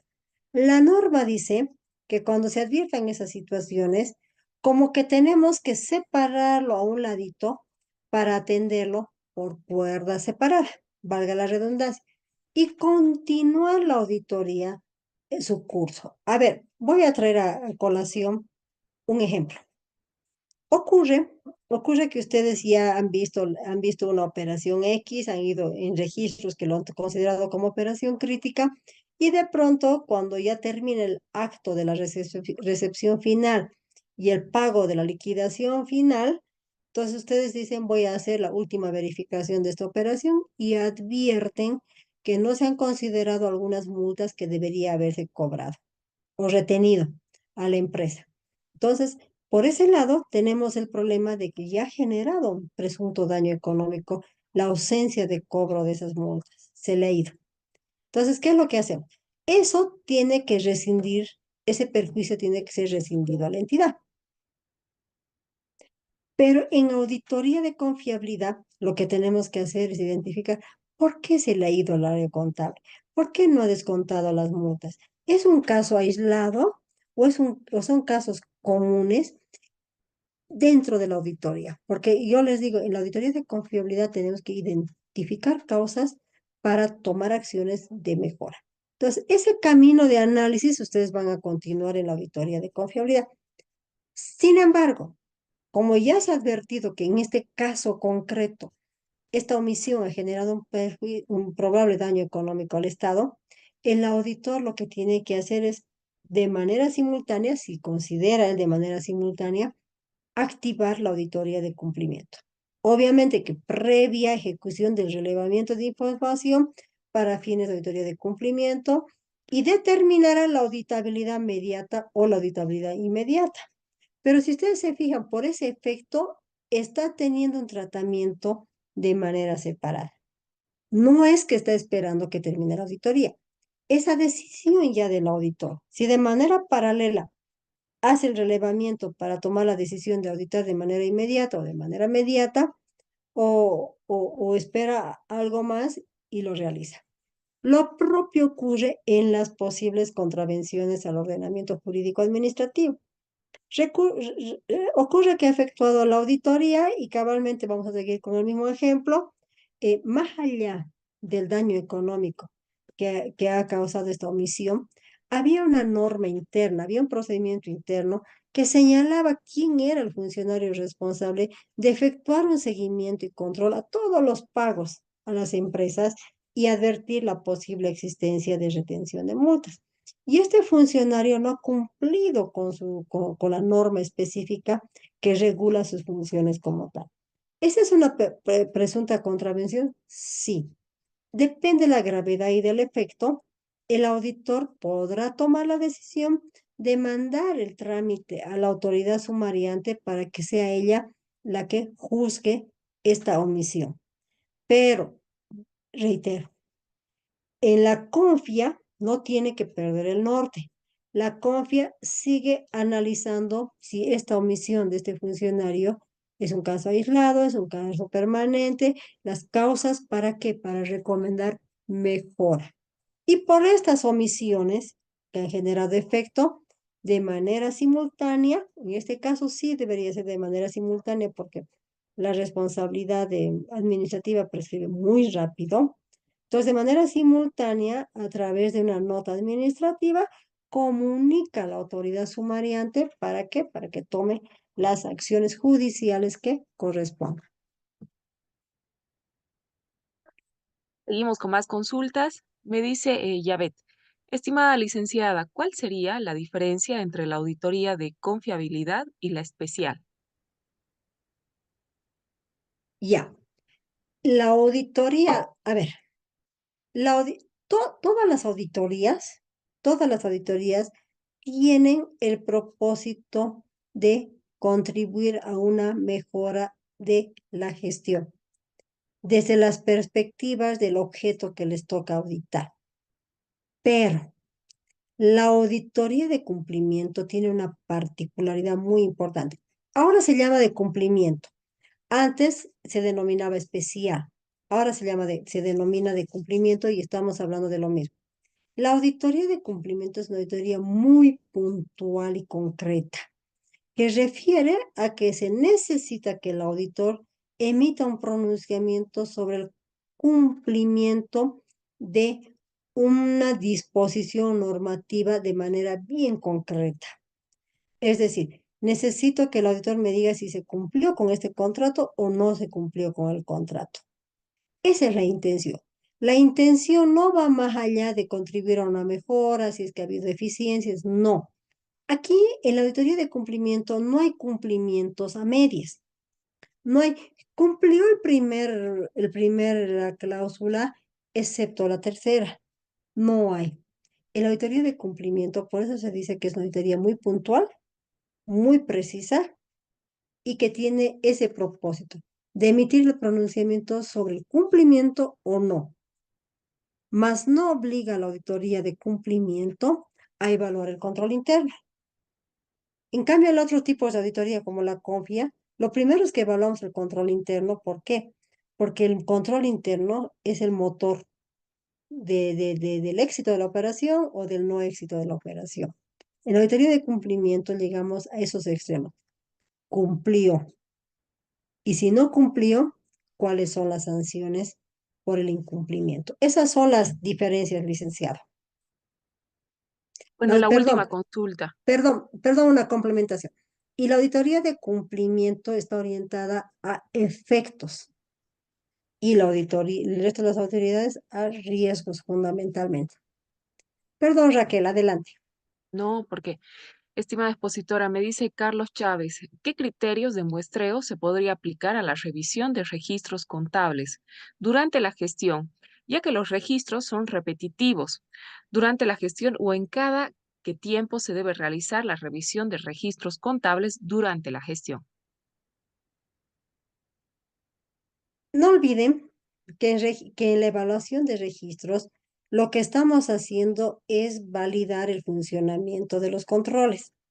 Entonces, lo que nosotros tenemos que establecer como estrategia es los momentos del periodo del año, los momentos donde la operación está más expuesta o es mayormente vulnerable a la comisión de errores o irregularidades. No se aconseja que todos los meses estemos revisando el cumplimiento o la implantación o el funcionamiento de los controles. ¿Qué se aconseja? Fundamentalmente, los primeros meses del año, si es que la operación ha tenido algún movimiento en los primeros meses del año, el auditor debería revisar. si los controles están funcionando en esos primeros meses.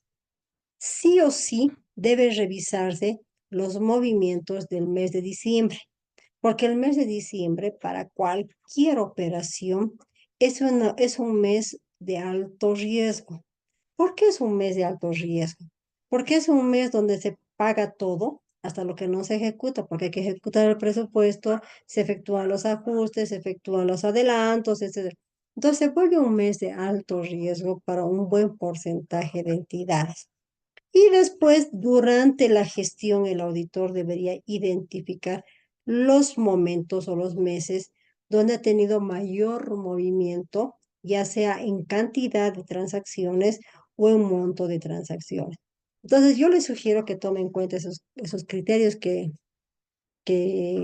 son aconsejables, considerarlos para poder ver el grado de cobertura. Y si usted se fija, tal cual yo le acabo de mencionar, no va a conllevar a que todo el año esté efectuando la auditoría de confiabilidad.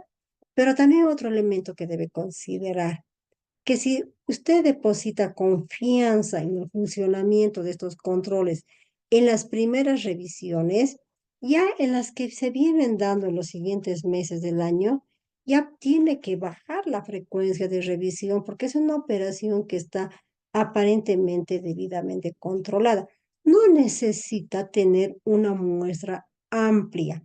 No necesita decir, he tomado como muestra un 70%. No, va a depender del grado de confianza que ha ido depositando en los controles. Pero sí o sí, no debe dejar de analizar el comportamiento de la operación en los primeros meses y en los últimos meses de la gestión. Esa es la respuesta. Bueno, llegamos a la recta final, estimada expositora. Ha sido un placer